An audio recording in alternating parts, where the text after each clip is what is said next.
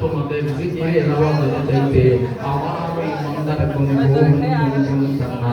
ফেরদৌস আলম করে দিচ্ছি। আমি আপনাদের সবাইকে পরিচয় করে দিচ্ছি বাংলাদেশ জাতীয়তাবাদী যুবদল ফুলবাড়ী ইউনিয়ন শাখার অন্যতম যুব নেতা আমি আব্দুল মতিন সাহেবকে আপনাদের সবাইকে পরিচয় করে দিচ্ছি। আমি দিয়ে বরণ করে নিচ্ছেন আমাদের মসজিদ কমিটির সভাপতি আব্দুল বারেক মুন্সি এবং আকাশ আলী খান দাদাভাই।